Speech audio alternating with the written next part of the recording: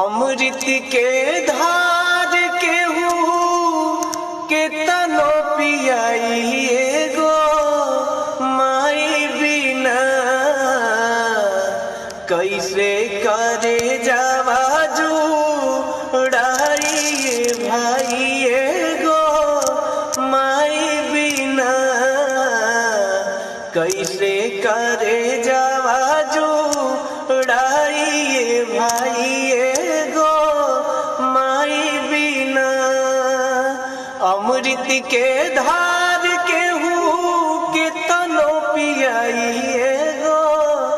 माई बिना कैसे करे जावा जुड़ाइए भाइये गो माई बिना कैसे करे जा